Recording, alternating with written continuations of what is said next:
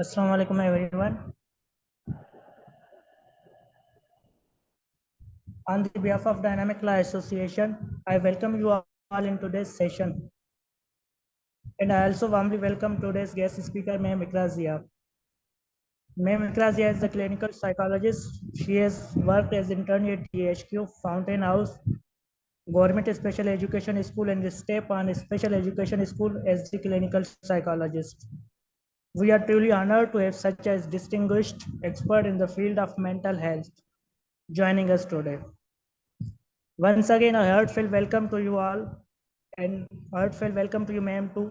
Now it's to you, ma'am. Kindly continue. Okay, Assalamu alaikum to everyone. I hope you all are fine. And as you know, today we are going to conduct a webinar on schizophrenia. So, what do you know about schizophrenia? First of all, I want to know about your thoughts. What do you think? What is schizophrenia? Is there anyone who can share that? What do you mean by schizophrenia?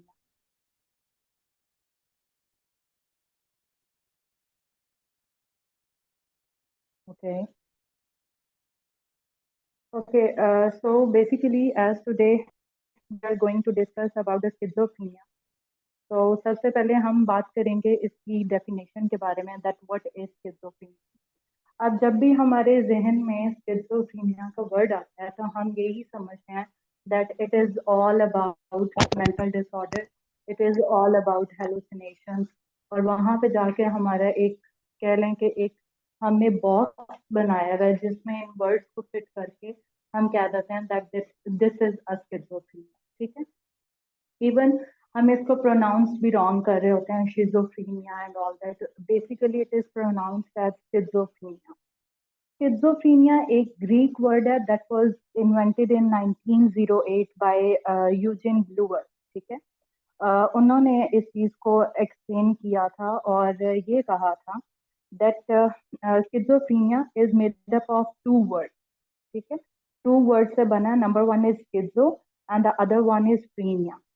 स्किज़ो का मतलब होता है split, that mean to divide something, splitting something. और phrenia का मतलब होता है mind. तो you can say that splitting of mind is called schizophrenia, but sometime हम मिस इंटरप्रेट करते हैं that it is splitting of personality.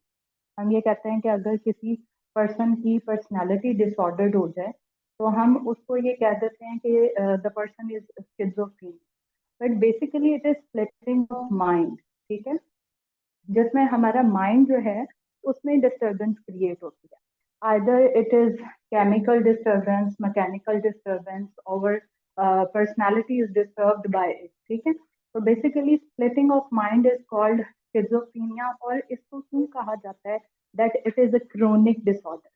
Chronic disorder इसलिए कहा जाता है because it can be manage but it can not be cure. ठीक है, आप इसको मैनेज तो कर सकते हैं। मैनेज कैसे आप कर सकते हैं? with the help of therapy, with the help of medications and all that, लेकिन आप इसको क्योर नहीं कर सकते। क्योर मीन्स कि आप उसको बिल्कुल ठीक नहीं कर सकते। और आपको पता है कि स्किज़ोफ्रेनिक पेशेंट्स ऐसे होते हैं कि कुछ तो बहुत सिवियर होते हैं, और इसके स्टार्टिंग जो आप कह सकते हैं कि स्टार्टिंग सिम्टम्स जो स्टार्ट होते हैं वो ऐसे होते हैं कि हम समझते हैं इट इज नॉर्मल। लाइक कुछ सिम्टम्स मैं आपको बताऊं तो number one is the weight gain और द वेट लॉस। ठीक है, एक पर्सन है वो एकदम से वेट गेन कर रहा है या वेट लूज कर रहा है तो उसको हम नेचुरली लेते हैं कि शायद कम खा रहा है, कमजोरी हो रही है, ये वो वगैरह। इसके अलावा आपकी स्लीप डिस्टर्बेंसेस आ जाती हैं, हम उसको भी क्या कहते हैं, काम ज्यादा हो गया होगा, फटीग ज्यादा हो गया, वर्कलोड ज्यादा हो गया, कभी नींद आ रही है कभी नहीं आ रही है। ठीक है, प्लायर खत्म होने शुरू हो जाता है, बोर्डम आनी शुरू हो जाती है। ये बेसिकली आप कह सकते हैं कि इसके बिल्कुल इनिशियल स्टेजेस हैं स्किज़ोफ्रेनिया के। अगर इसकी प्रेवलेंस की बात की जाए तो यहाँ पे ये बताया जाता है according to the World Health Organization which is also called WHO, as you people know about this organization. तो उनके अकॉर्डिंग ये that 20 million peoples are caught by schizophrenia. ठीक है, और आप देखें कि अगर 20 मिलियन पीपल इसको मींस उनको लगता है तो आप ओवरऑल रेंज देखें कि हमारे पास इस टाइम पे कितने ज़्यादा स्किज़ोफ्रेनिक पेशेंट्स हों, ठीक है। अब जो मेन चीज़ है वो ये है कि इसको हम जस्ट समझते हैं कि अगर हेलुसिनेशंस हो रही हैं या डिल्यूजन्स हो रही हैं तो that means it is schizophrenia. लेकिन अगर कोई रेलिवेंट और सिम्टम्स आ रहे हैं तो हम उसको ये कंसीडर करते हैं कि वो स्किज़ोफ्रेनिया नहीं है। लेकिन अगर आप जो साइकोलॉजी के स्टूडेंट्स हैं वो ज़्यादा बेटर अंडरस्टैंड कर सकते हैं that schizophrenia is called a syndrome और अ स्पेक्ट्रम डिसऑर्डर, ठीक है। स्किज़ोफ्रेनिया जो है वो एक अम्ब्रेला टर्म है जिसके बाद इसकी बहुत ज़्यादा टाइप्स आती हैं, लेकिन जो सबसे ज़्यादा रेलिवेंट इसके सिम्टम्स आते हैं उसमें हम ये डिल्यूजन्स और हेलुसिनेशंस और इन सब चीज़ों को डील करते हैं। Now why it is called syndrome, syndrome इसको क्यों कहा जाता है या स्पेक्ट्रम डिसऑर्डर क्यों कहा जाता है, तो उसकी रीजन ये है कि इसके सिम्टम्स जो हैं उनकी एक वास्ट लिस्ट है, ठीक है।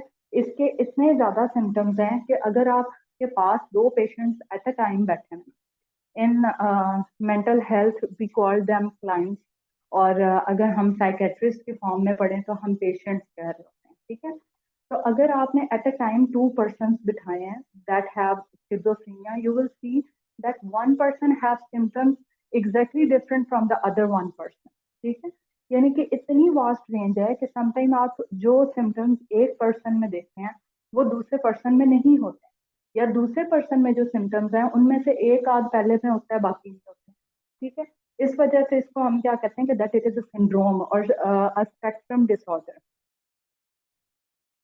Moving ahead, that what are the basic causes of getting schizophrenia? कि ऐसी कौन सी वजूहात हैं जिसकी वजह से हमें स्किज़ोफ्रेनिया से डील करना पड़ता है। Number one is biological factor. Biological factor हमें टर्म से ही पता चल जाता है कि कुछ डिजीजेज ऐसी होती हैं जो हमारी हिस्ट्री में प्रोलॉन्ग होती हैं, ठीक। और वो हिस्ट्री में ऐसे चलती हैं कि अगर हमारे एंसेस्टर्स, पेरेंट्स या आपके अंकल आंट इनको हो तो आगे फर्दर वो बढ़ सकता है। अच्छा, आपने कुछ बच्चे देखे होंगे जो ADHD के होते हैं, ऑटिज्म स्पेक्ट्रम डिसऑर्डर के होते हैं, ठीक है।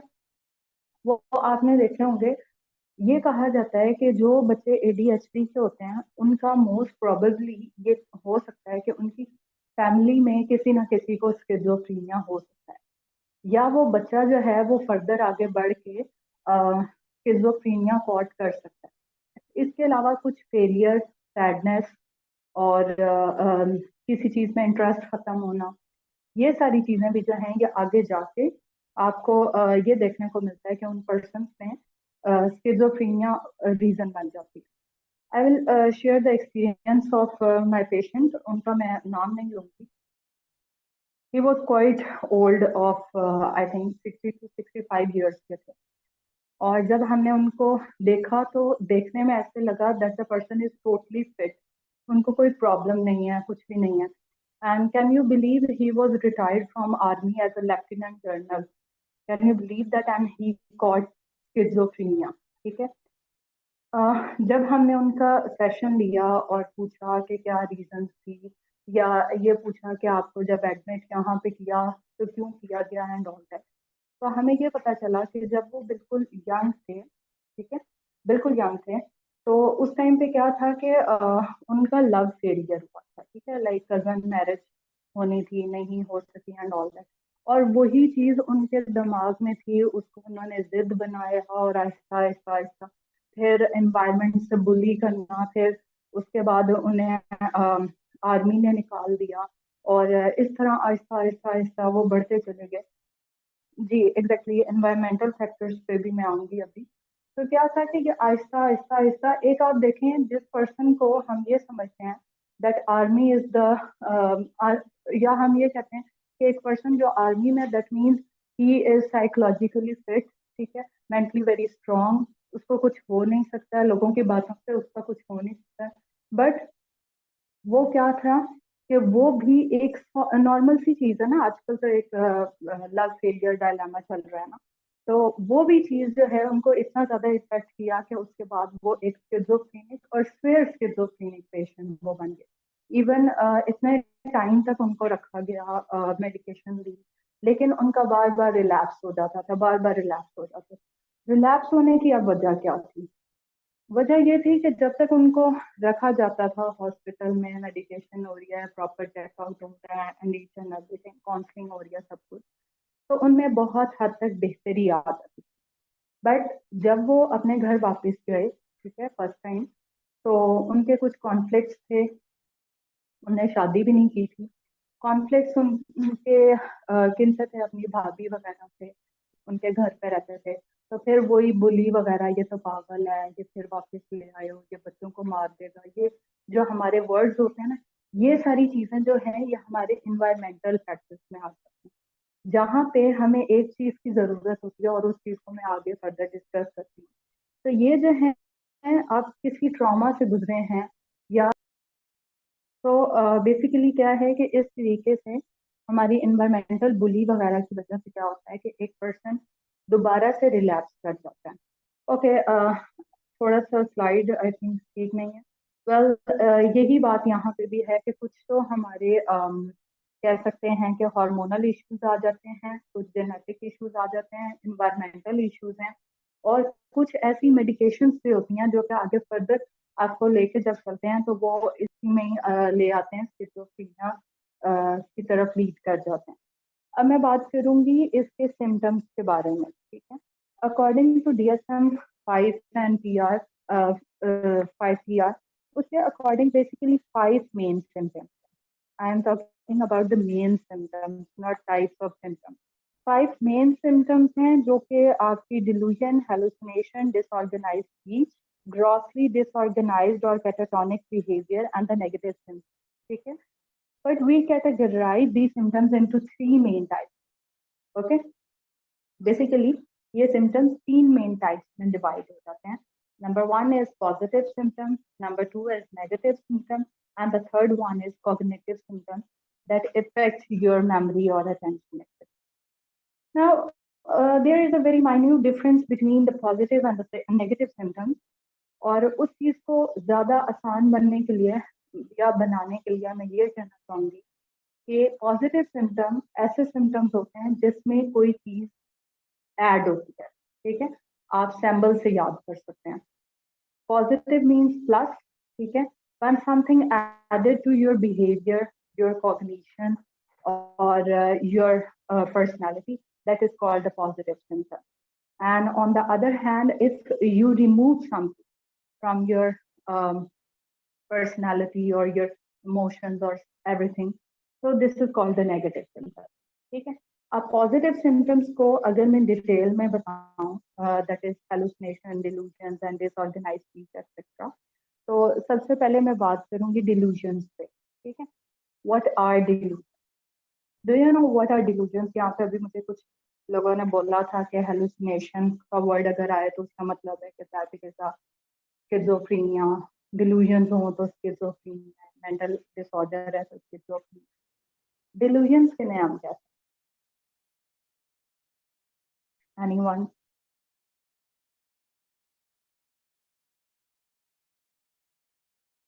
No one? Okay, delusions can be said as our false beliefs or the beliefs that are firmly held, that cannot be changed even after providing the evidence. कि आप ये कह सकते हैं ऐसे हमारे रॉन्ग बिलीफ जो कि हमें पता भी नहीं है कि वो रॉन्ग है या नहीं, but the people know that we are wrong, और फिर उस चीज को वो प्रूव करने के लिए हमारे सामने एविडेंसेस भी रखते हैं, तो तब भी हम उनको डिनाई कर देते हैं। तो एक तो होता है ना कि हमारा शक होता है, ठीक है, कि ऐसा हुआ वैसा हुआ, और उसके बाद अगर कोई ऐसा हमें एविडेंसेस दिखाए तो हम कहते हैं नहीं आप ठीक है। बट ये इतने ज्यादा स्ट्रांगली अपने बिलीफ पे हेल्ड होते हैं कि ये उस चीज को जितने भी हम एविडेंसेस दे दें ये उससे पीछे नहीं हटते, ठीक है। इसके अलावा इनके जो भी बिलीव्स होते हैं वो फॉल्स और इनएडिक्वेट ग्राउंड्स पे बेस्ड हो, यानी कि उनका रियलिटी से कोई लेना देना नहीं होता, या अगर रियलिटी में कोई ऐसा आप कह लें कि उसका कोई यू कैन से अगर सैम्बल है भी ना, तो उसका कोई रियलिटी से कॉन्टेक्ट नहीं होता है, तो उसको हम कहते हैं दैट दीज आर डिल्यूजन। तो बेसिकली इसके 3 मेन वर्ड्स हैं। Number 1 false belief, number 2 that are firmly held, and the last one is based on false और इनएडिक्वेट ग्राउंड। ठीक है, तो इस मीन कि वो पर्सन समझता है कि मेरे खिलाफ साजिश हो रही है, तो मेरे खिलाफ कोई बातें कर रहा है। लाइक 3 दोस्त है ना बैठे हैं, और उनमें एक जो है वो स्किज़ोफ्रेनिक है। अब अगर वो ये भी कह रहा है ना कि मुझे एप्पल्स बहुत पसंद है, तो वो सुन के भी कहेगा कि ये मेरे खिलाफ कोई बात करे, कोई कोड वर्डिंग कुछ है जो मेरे खिलाफ बात हो। That is called the paranoid personality. तो पैरानोइड पर्सनैलिटी इसका बेसिक फैक्टर है। ठीक है, उसके बाद दूसरी जो चीज आ जाती है उसमें टाइप्स हैं कि डिल्यूजन की कौन कौन सी टाइप्स है। ठीक है, इसकी काफी टाइप्स हैं जिनमें से मैं शॉर्टली बताऊंगी कुछ types. Number 1 is delusion of reference. अब क्या होता है, किसी पर्सन ने पोस्ट लगाई है ना, कहीं पे इंस्टा पे लगा दिया है, कहीं पे एफबी पे लगा दिया है, या कोई न्यूज चल रही है। ठीक है, न्यूज में चल रही है कि वो आदमी दिखने में बहुत हसीन था, जैसे वो आप लोग कह सकते हैं कि एक वो चाय वाला एक टर्म चली थी कुछ टाइम तक, और हम कहते थे उसकी आईज बड़ी प्यारी है, बड़ी प्यारी है। तो वो खुद को समझेगा ये ना असल में मेरे बारे में बात कर रहे हैं, नाम उसका ले रहे हैं लेकिन बात मेरे बारे में कर रहे हैं। ठीक है, तो ये होता है रेफरेंस, डिल्यूजन ऑफ रेफरेंस। तो उनको लगता है कि हर बात जो भी चीज ना मेरे बारे में, चाहे वो अच्छी है चाहे वो बुरी है, जैसे भी है, ये लोग मुझे पोर्ट्रेट कर रहे हैं। ठीक है, मेरे बारे में जो है ना ये बात करना चाह रहे हैं। That is called delusion of reference. Number 2 is delusion of control. अब वो क्या समझता है, मेरे पे किसी चीज का ना साया हो गया, उसने मेरे पे कंट्रोल कर लिया। ठीक है, मुझे समझ नहीं आती कि क्या हो रहा है। अच्छा, यहाँ पे ना एक वो मुझे और याद आ गया, एक ना यंग अडल्ट थे मेरा ख्याल, तो उनका यही इशू था कि स्किज़ोफ्रेनिक थे। लेकिन अब यहाँ पे 2 टर्म्स होती हैं, या तो आपकी एपेटाइट बिल्कुल खत्म हो जाती है या बहुत ज्यादा बढ़ जाती है।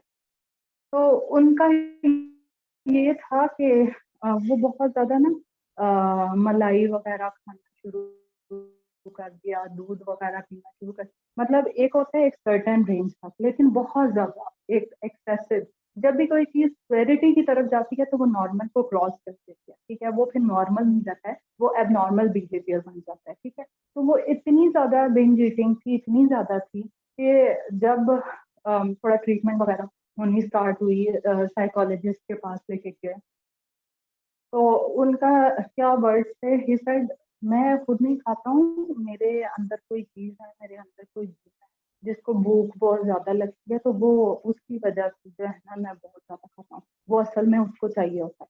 अब ये होता है डिल्यूजन ऑफ कंट्रोल, जिसमें उनको ये लगता है कि मुझे किसी चीज ने कंट्रोल कर लिया है और मैं जो भी कर रहा हूँ वो मेरे से करवा रहा है। ठीक है, सॉरी। अच्छा, इसके बाद हम बात करते हैं ग्रैंडियोज डिल्यूजन से। ग्रैंडियोज डिल्यूजन में उनको लगता है कि I am the super power of the world. ठीक है, मेरे से कोई बड़ा, कोई पावरफुल नहीं है, मैं कोई सुपरमैन, मैं कोई बैटमैन, या मेरे पास कोई जादू की छड़ी है और मैं दुनिया को कुछ भी इधर से इधर कर सकता हूँ। और ये मोस्टली जो है ना उन पेशेंट्स में भी होती है जो मैनिया के पेशेंट्स होते हैं, बट क्योंकि डिल्यूजन के टाइप में आ जाता है तो ये कभी कभार स्किज़ोफ्रेनिक में भी पाई जाती है। Then hypochondriacal delusion. अब इसमें उनको ऐसा लगता है कि हमारा कोई एक बॉडी का हिस्सा है जो कि काम नहीं कर रहा है। ठीक है, इवन को ऐसा लगता है कि हमारा कोई जो है ना ऑर्गन वो निकाल लिया गया, कोई रात को आया था या कोई हमें ऑपरेट करवाने गए थे और उसमें क्या है कि हमारा निकाल लिया। ठीक है, हमारी किडनी निकाल ली और कुछ ऐसा हुआ कि हमें पता ही नहीं चला और उन्होंने ले लिया। तो उस चीज को भी ये लोग समझते हैं कि ये इनकी डिल्यूजन है। ठीक है, फिर निहिलिस्टिक डिल्यूजन आ जाती है जिसमें उनको लगता है कि कुछ बहुत बुरा होने वाला, हालांकि होने कुछ भी नहीं वाला, लेकिन जी तूफान आ जाएगा, कोई सुनामी आ जाएगी, कुछ ऐसा हो जाएगा, कुछ बहुत बुरा हो जाना है, घर की छत गिर जाएगी, हर वक्त ऐसे लग रहा होता है। फिर आ जाता है सोमैटिक डिल्यूजन। सोमैटिक डिल्यूजन में भी वही चीजें इनकी आ जाती हैं, हेल्थ से रिलेटेड, हेल्थ कॉन्शियस इतने हो जाते हैं कि मुझे कभी कहीं दर्द उठता है, कभी कहीं दर्द उठता है, मेरी ये बॉडी का ऑर्गन काम कर रहा है, मेरी ये बॉडी का ऑर्गन कर रहा है, और इसमें एक जो बहुत मजे की मुझे डिल्यूजन लगती है, दैट इज एरोटोमैनिक डिल्यूजन। अब इस डिल्यूजन में उनको ये लगता है कि the other person is in love with me, ठीक है। उसको नहीं पता कि मुझे पता है कि वो मेरे से वन साइडेड लव वाला चीज है। और मैं एक दफा ट्रेनिंग ले रही थी, तो हमारे एक सर थे, उन्होंने बताया कि एक कोई बंदी उनके पास आई, और मतलब कि वो कोई फैमिली मेंबर उनका लेकर आया, और talking about my sir, he told us a story about erotomanic delusion. Okay, इसमें वो क्या बता रहे थे कि वो फीमेल जो हैं वो ये कहती हैं कि एक कोई फौजी है and he is in love with me, और वो जब भी मेरे घर के ऊपर से उसका जहाज गुजरता है, तो वो जो है ना एक लाल रंग का रुमाल आता है। अब बेसिकली आप लोगों को पता होगा, जब बिल्कुल रिसेंट जो है वो क्या कहते हैं, कोई फंक्शन वगैरह हो या कोई स्पेसिफिक डेट हो, तो उससे एक फ्लायर होता है जो प्लेन के साथ देख के कुछ आ जाता है, उस पर लिखा होता है। तो ऐसे ही कुछ वहां पे भी इवेंट होता था, जो कि और कहती है कि आता भी हर साल है, ठीक है। इस तरह करते करते काफी साल गुजर गए, और एक दफा नहीं आता तो वो उसकी कंडीशन इतनी खराब होनी शुरू हो गई, और कहती कि वो हमेशा मुझे रुमाल हिलाता था, इस बार उसने मुझे रुमाल नहीं हिलाया, तो वो मुझे ढूंढ रहा हो, ठीक है। तो बेसिकली यहाँ पे क्या होता है कि एक वन साइडेड लव होता है, ठीक है। फ्रेंड, ओके, वेल, अब समझिए आपको इस चीज की। फिर आ जाता है डिल्यूजन ऑफ पॉवर्टी, ठीक है। अब एक पर्सन है, जैसे मैं आपको एक बात कर रही थी ना, सर की, जो कि आर्मी से रिटायर्ड थे और लेफ्टिनेंट जनरल थे, वो भी, और एक और वहाँ पे थे पेशेंट, उनका भी। अब वो एक वेल ऑफ फैमिली से बिलोंग करते थे, ठीक है। वो जो एक और उनके साथ जिनके बारे में मैं बात करी, एक वेल ऑफ फैमिली से बिलोंग करते थे, और उनकी अच्छी खासी अपनी भी जमीन वगैरह थी। लेकिन उनके दिमाग में एक चीज फिक्स हो चुकी थी कि अगर मैं यहाँ पे रहूंगा तो पीछे से ये लोग मेरे घर को बेच देंगे, मेरे बेटे जो हैं वो बेच देंगे, मैं कहाँ पे रहूंगा, ये वो, और मैं कैसे जीऊंगा फिर। ये होती है डिल्यूजन ऑफ पॉवर्टी, जिसमें आपको इस चीज का डर है कि मेरे पास जो रकम है वो कहीं खत्म ना हो, ठीक है। तो इसी तरह डिल्यूजन ऑफ गिल्ट होता है, बेजारी एटीट्यूड होते हैं, और भी इसकी काफी टाइप्स हैं जिनको हम फर्दर इंशाल्लाह डिस्कस कर सकते हैं। Okay, now let's move toward the hallucination, के हेलुसिनेशंस हम किन्हें कहते हैं, ठीक है। अच्छा, हेलुसिनेशंस आप कह सकते हैं कि ऐसी चीजें हैं जो कि प्रेजेंट है, ठीक है। प्रेजेंट जो मीन टू से कि उसका काफी हद तक रियलिटी से कांटेक्ट होता भी है और नहीं भी होता। इसमें भी दो टाइप्स हैं, एक हाइप्नागोजिक है और एक हाइप्नोकॉम्प्लेक्स है। अगर तो आप वाइल स्लीपिंग आपको आ रही है हेलुसिनेशन, तो उसको हम हाइप्नागोजिक कहते हैं। और अगर आपको जागते हुए वो हेलुसिनेशंस आ रही हैं, दैट इज कॉल्ड हाइपनोटिक, ठीक है। अब इसमें कुछ मेजर टाइप्स की बात करते हैं। Number one is elementary hallucination, ठीक है। एलिमेंट्री हेलुसिनेशन आप लोग ना एक टर्म सुनते हो कि मेरे कानों में ना शां शां की आवाज आती है, एक लगातार एक आवाज चल रही होती है लगातार, और वो इस चीज का आके कंप्लेन करते हैं कि मुझे बहुत आवाजें आती हैं, मुझे बहुत शोर सुनाई देता है, कभी गाड़ियों के चलने का, कभी किसी चीज के चलने का। तो जब आप कोई ऐसी टर्म सुनते हैं जिसमें वो ये बात करें कि मुझे आवाजें वगैरह आ रही थी इस तरह की, ठीक है, तो उस चीज को हम कहते हैं that this is called elementary hallucination, ठीक है। आप उसको क्या कहते हैं, एलिमेंट्री हेलुसिनेशन। जी, मैं टाइप्स ऑफ हेलुसिनेशन की ही बात कर रही हूँ, जिसमें पहली टाइप मैंने आपको बताई है, that is elementary hallucination. Moving ahead to the second type, जिसको हम फर्स्ट पर्सन हेलुसिनेशन कहते हैं, और दूसरी इसकी सेकंड पर्सन हेलुसिनेशन पर्सन। ये तीनों ऑडिटरी हेलुसिनेशन कंसीडर की जाती हैं, यानी कि ऐसी हेलुसिनेशन जिनका ताल्लुक आपकी समात से हो, यानी कि सुनने से हो, तो उनको हम कहते हैं कि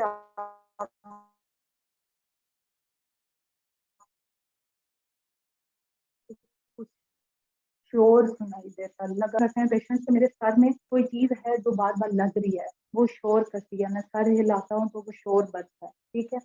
तो इनको हम एलिमेंट्री हेलुसिनेशन कहते हैं। नंबर 2 है first person auditory hallucination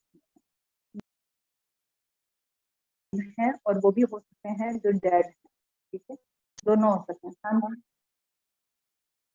sometime उनको ऐसा लगता है कि कोई ऐसा बंदा हमसे बात कर रहा है जो इस दुनिया में है ही, जैसे कि एंसेस्टर्स हो गए, ठीक है।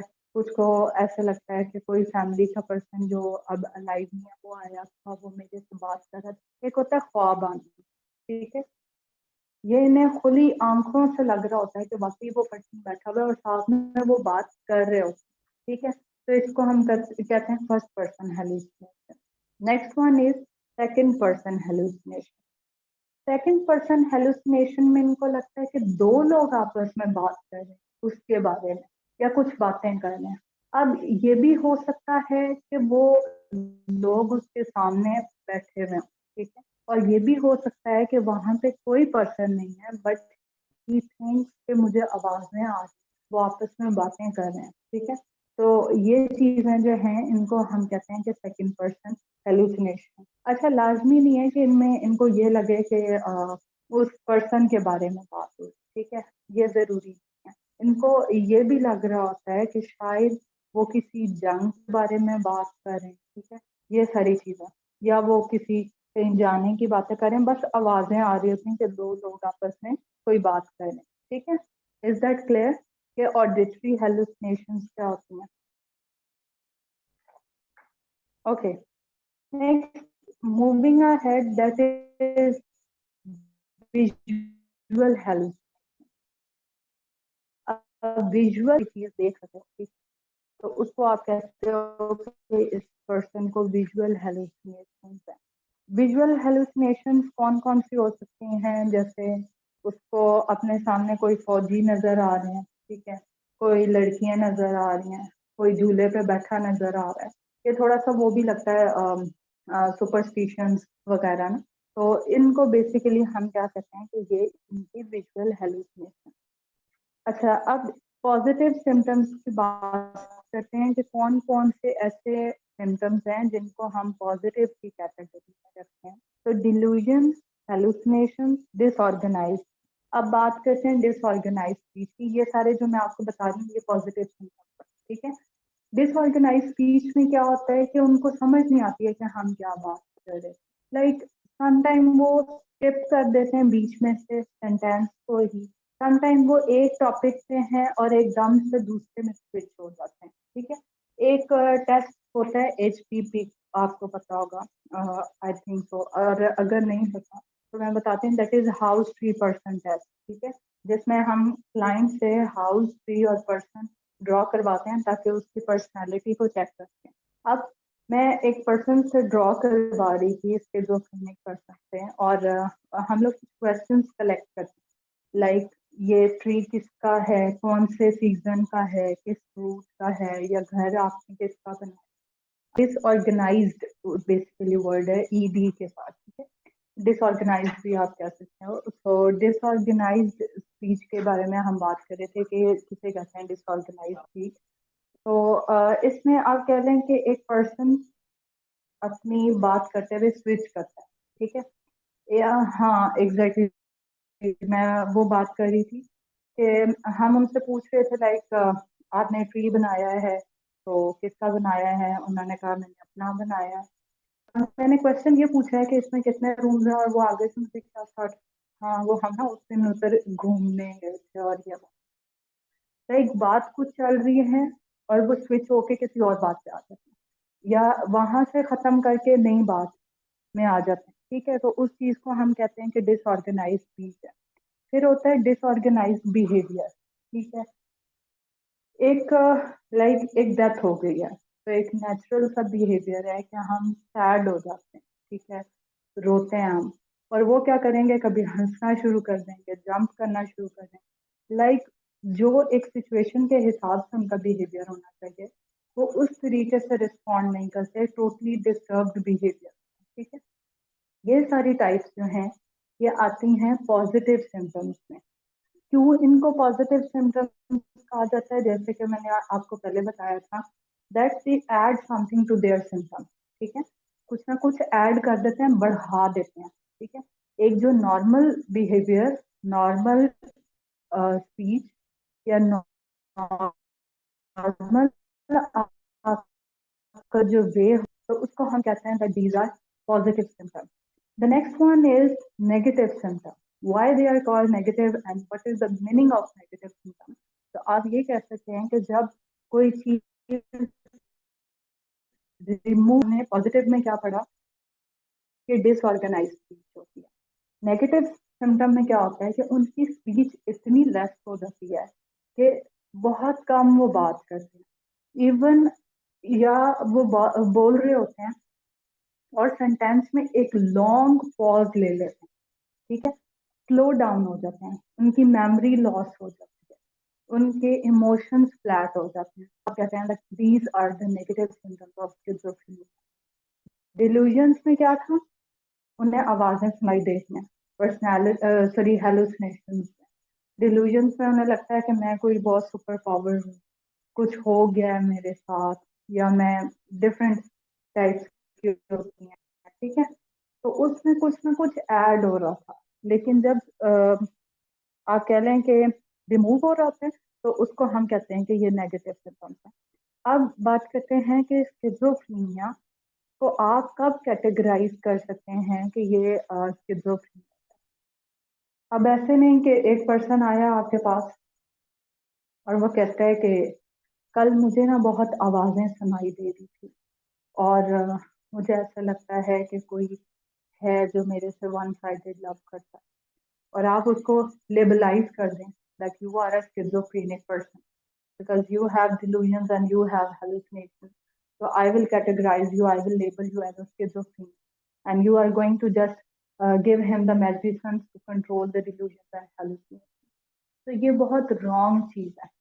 आपको पहले प्रिडिक्ट करना है that for how much time the symptoms go on, for how much time the symptoms prolong.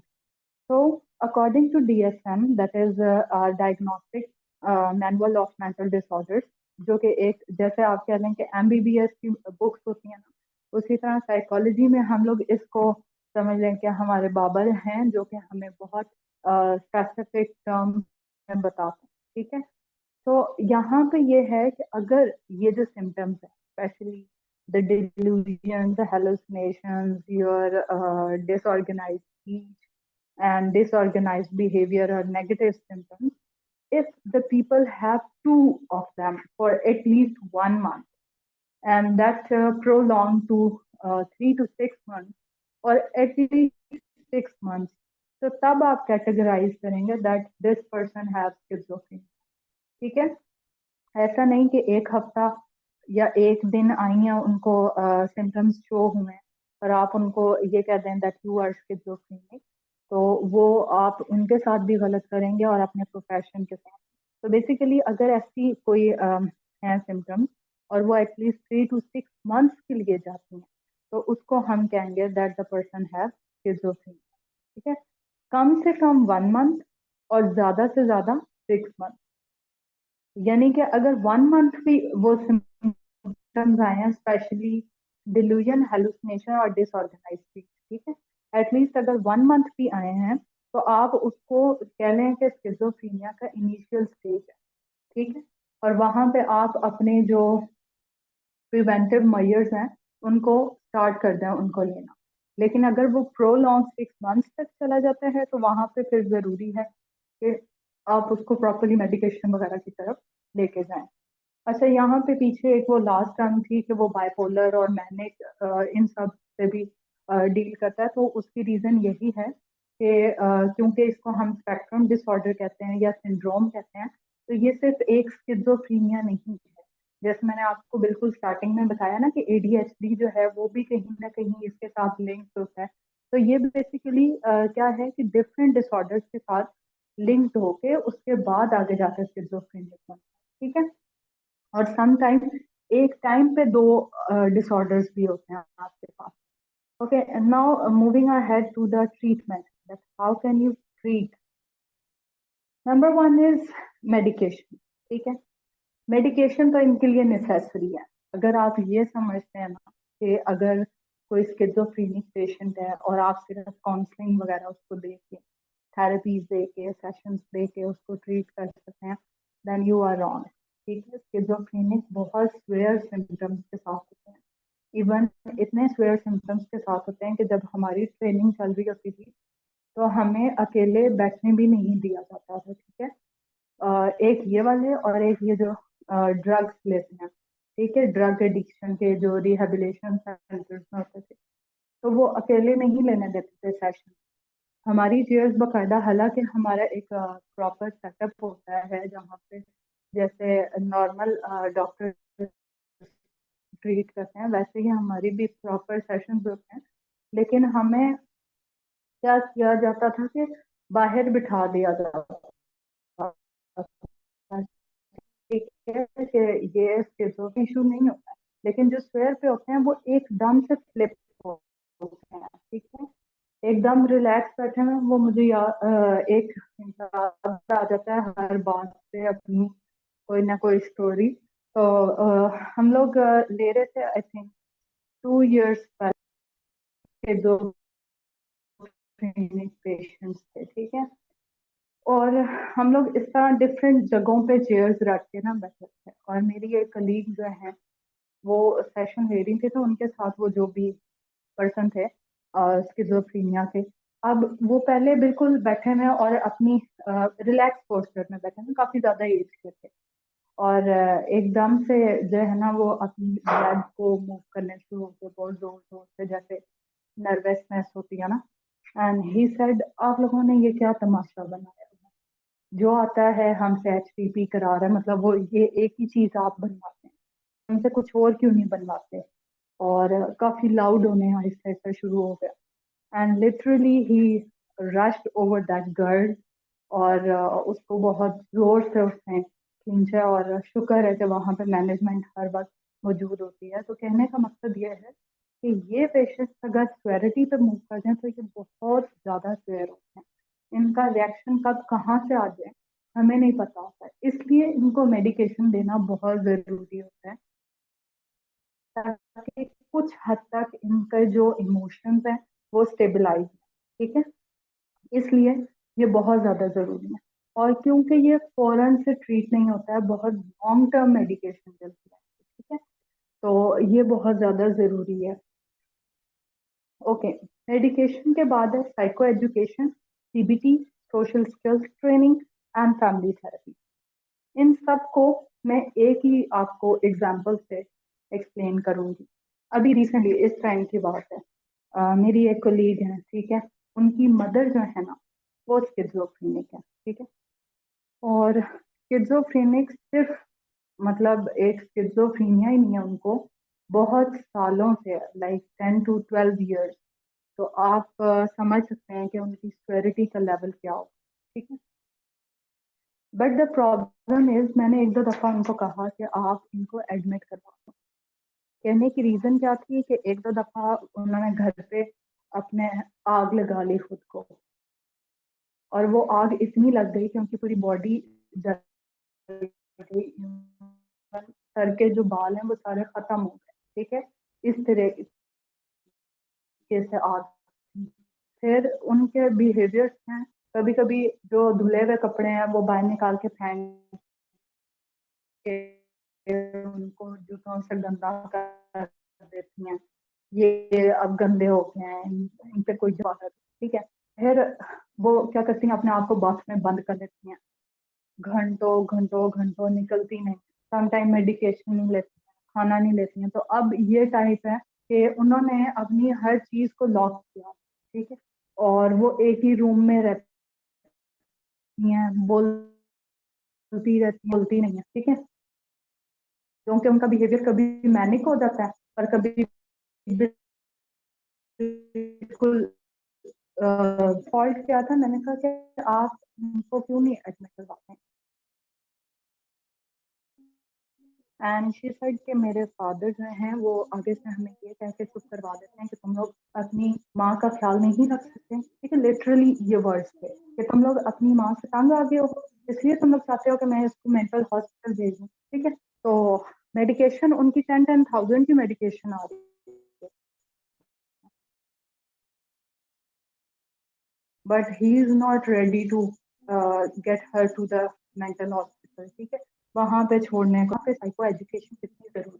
They all know that the mother has schizophrenia at a very swear stage कि वो 3-4 दफा सुसाइड अटेम्प्ट कर चुकी हैं। ठीक है, बकायदा। लेकिन उनको इतनी अवेयरनेस नहीं है, उनको यही लगता है कि वहां अगर चली गई तो पता नहीं क्या हो जाएगा और क्या हो जाएगा।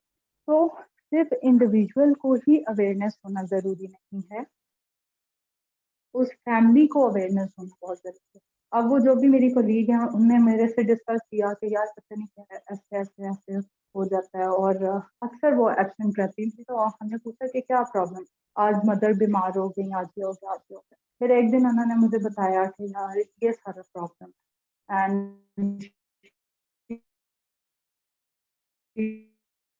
शो किया कि ये तो अक्सर खाली नहीं है, तो मैंने कहा ये इनको आप एडमिट करवा दो। But she is totally refuse because उसके फादर जो हैं वो इतने ज्यादा इस चीज से हैं कि नहीं हम नहीं भेज सकते। यहाँ पे आपकी सोशल स्किल ट्रेनिंग क्यों जरूरी है, क्योंकि अब वो एक अगर पर्सन उसका ख्याल रखता है तो उसको भी इस चीज की एजुकेशन होनी जरूरी है, फैमिली को एजुकेट करना जरूरी है, और उनको एजुकेट करना जरूरी है कि आपने कैसे बिहेव करना है सोसाइटी में। ठीक है, okay, next is living with schizophrenia. Sometime हम यूट्यूब पे देखते हैं वीडियोस, आप कभी चेक कीजिएगा, तो ऐसे पर्सन जिनको स्किज़ोफ्रेनिया है और इनिशियल स्टेज पे है, या जब उनको स्किज़ोफ्रेनिया एपिसोड्स आते हैं उसके बाद वो अपनी वीडियोस रिकॉर्ड कर रहे हैं। Why they are able to record their videos by their own self? Because they are totally managed. ठीक है, वो अपने आप को मैनेज रखते हैं, either it is by family, it is by medication और whatever।